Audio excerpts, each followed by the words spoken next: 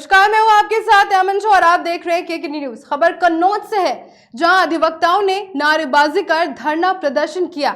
उनका कहना है कि 4 मार्च को उन्होंने एसडीएम को ज्ञापन दिया था कि तिरवा तहसील में हर सीट पर पैसा लेकर ही काम होता है, लेकिन एसडीएम ने फिर भी कोई कार्यवाही नहीं की।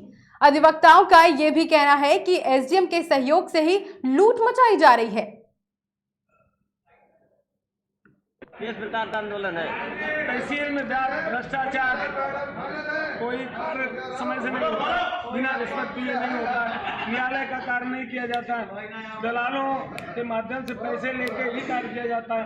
अधिवक्ता क्लाइंट दोनों भटकते हैं। यहाँ एक तहसील प्रशासन द्वारा हर काम के लिए वसूली गैंग बनाया गया है। तो कोई भी कार्य होता तो एक नाजायज तरीके से एक से पैसा लेकर जिसका जो है कार्य होना होता है उसका न करके जो पैसा दे देता है वो कार्य कर दिया जाता है। बिना पैसे के जेन्युअल काम सारे इधर उधर जो टीसीबी रिपोर्ट लगा के रोक दिए जाते हैं। काके खारिज से लेके भूमदर, संगमी भूमदर, बंटवारा जो तहसील मुख्यालय पे धरना दिया जा रहा है, पहले तो सबसे पहले आपका नाम जानना चाहूँगा। ये किस विषय से धरना प्रदर्शन किया जा रहा है? ये तहसीलदार के खिलाफ। मुद्दे क्या हैं, जेन्युअल मुद्दे क्या हैं जिस विषय से धरना दिया जा रहा है? तहसील के अधिकारी कार्य नहीं कर रहे हैं। किस विषय पे कार्य नहीं कर रहे हैं? सुचारू रूप से राजस्व के मामलों में सुचारू रूप से कार्य नहीं कर रहे। कौन सी तहसील है ये? तहसील तिरवा। तिरवा तहसील में भ्रष्टाचार अपनी चरम सीमा पे है। अधिकारी बराबर चुनाव का बहाना करके न्यायिक कार्य के और जो है प्रशासनिक कार्य से बचते रहे। सरसरी कार्रवाइयाँ जो है दाखिल खारिज की सरसरी फाइलें, बिना अनकंटेस्टेड फाइलें, इससे जनता सीधे प्रभावित होती है।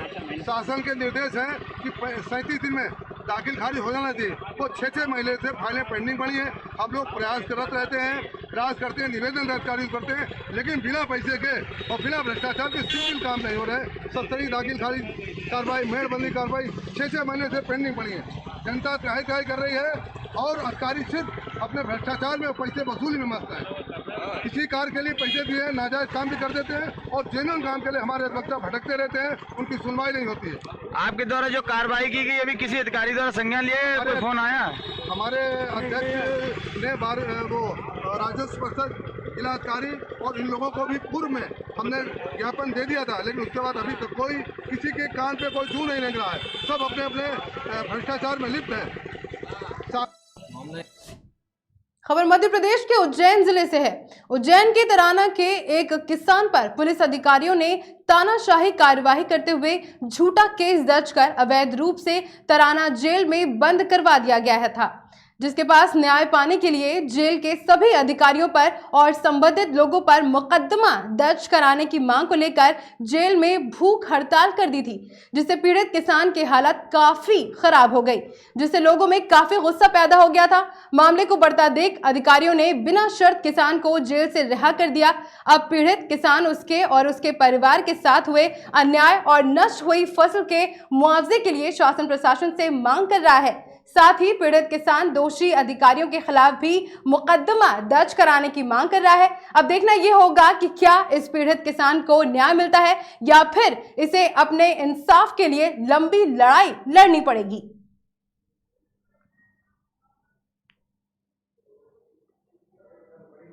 मामला है कि कोर्ट स्टे ऑर्डर का भी मेरी खड़ी फसल को बर्बाद करते हुए, जबकि तहसील द्वारा और एसडीएम द्वारा कोई ऐसा तथ्य नहीं था, और जबकि कोर्ट स्टे का उल्लंघन किया गया और मेरी खड़ी फसल को सामने वाले व्यक्ति द्वारा, पुलिस प्रशासन के द्वारा मेरी खड़ी फसल को बर्बाद किया गया और मेरे को ज़बरदस्ती, मैंने जबकि वहाँ पे कोई अपराध नहीं किया, जिसके बावजूद त्रिभुवन सर के द्वारा मेरे को है नहीं मारा पीटा गया, वहाँ पे घसीटा गया और जेल में बंद किया गया। मैं 2 दिन से न्याय के लिए 4 दिन से भूख हड़ताल पे भी बैठा हूँ और मुझे बिना शर्त के इन्होंने कोर्ट जमानत के छोड़ दिया गया, जबकि मैं न्याय के लिए भटक रहा हूँ, मुझे न्याय चाहिए। नहीं, अब जैसा आपको बिना शर्त के छोड़ा गया, आप कह रहे हैं आपके ऊपर कोई आरोप साबित नहीं हुआ, तो इसके लिए आप आगे की क्या कुछ कार्रवाई करवाएंगे?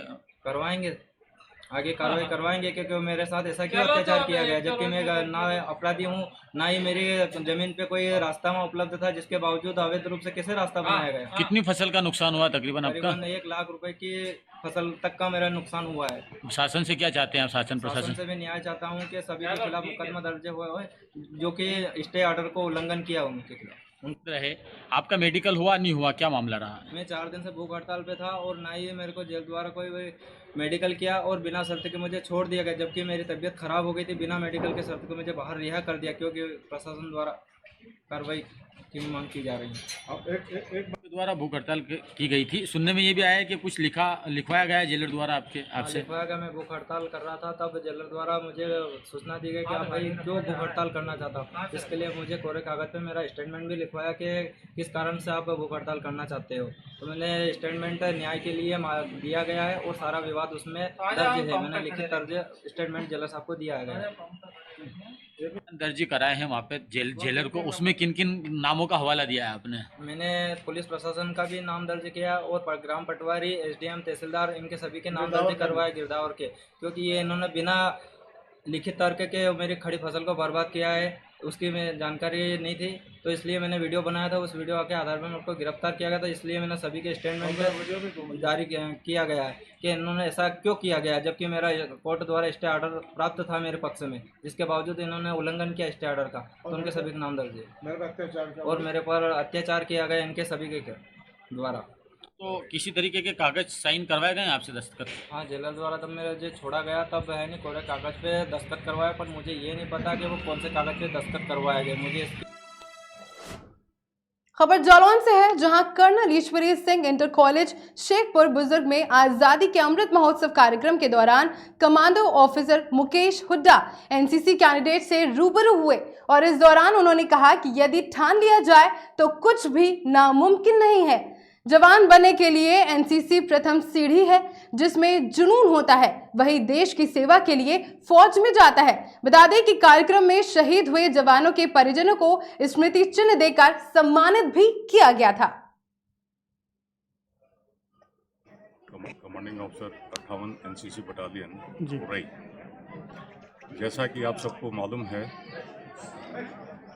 75 वर्ष आज़ादी के पूरे होने के उपलक्ष्य में भारत सरकार 2022 को आज़ादी का अमृत महोत्सव के तौर पर मना रही है और इसी श्रृंखला में भारत सरकार की तरफ से हमारे अमर शहीदों के लिए इलाके में के जो हमारे अमर शहीद हैं उनके मेमेंटोज स्मृति चिन्ह हमारे को प्राप्त हुए हैं और ये हमारी जिम्मेवारी भी थी और कर्तव्य भी, उनको एक सम्मानित तरीके से कार्यक्रम करके उनके परिजनों तक, उनके सगे संबंधियों तक पहुंचाया जाए और समाज में संदेश दिया जाए कि जिन परिवारों ने अपने सगे, अपने माता पिता, अपने भाई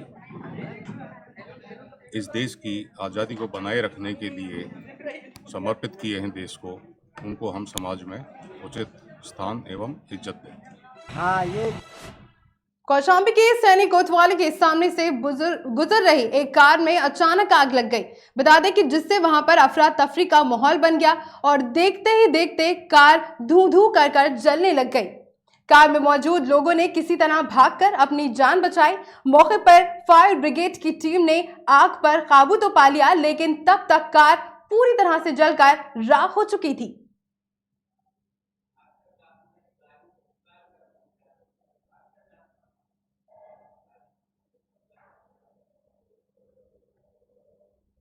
हाँ, ये जो है फायर स्टेशन के सिपाही थे, ड्यूटी में तैनात थे। वहाँ से इनका ट्रांसफ़र रायबरेली हुआ था और ये परिवार को लेकर के अपने घर इलाहाबाद जा रहे थे और सैनिक चौराहे पे जो है स्कॉर्पियो में आग लग गई। बाल बाल सब लोग बच गए और इसके बाद फायर स्टेशन मौके पर जा कर के आग पर काबू पाया। आपका नाम? सर, खबर गाजियाबाद से है, जहां होली को लेकर एक पीस मीटिंग का आयोजन किया गया। पीस मीटिंग का मुख्य उद्देश्य ये था कि होली के त्योहार में किसी तरह की कोई गड़बड़ी ना हो। बता दें कि पीस मीटिंग में क्षेत्र के गणमान्य लोग मौजूद रहे। कानून व्यवस्था न बिगड़ने, इसी को लेकर एसपी मीटिंग सिटी ने जगह जगह चौकियों में जाकर मीटिंग की और लोगों को चेतावनी भी दी कि अगर किसी ने भी शांति व्यवस्था बिगाड़ने की कोशिश की तो सख्त कार्रवाई की जाएगी। सर, पीस मीटिंग का आयोजन किया गया, क्या उद्देश्य था इसका? आज लोनी में पीस कमेटी मीटिंग का आयोजन किया गया। इसमें सभी वर्ग और समुदाय के लोग यहाँ पर थे। जो होली और शब बारात के जो त्यौहार आगे आने वाले हैं उसके लेकर ही लोगों से बात की गई और सभी लोगों को बताया गया कि किस तरह की हमें चीज़ें करनी है और नहीं करनी है।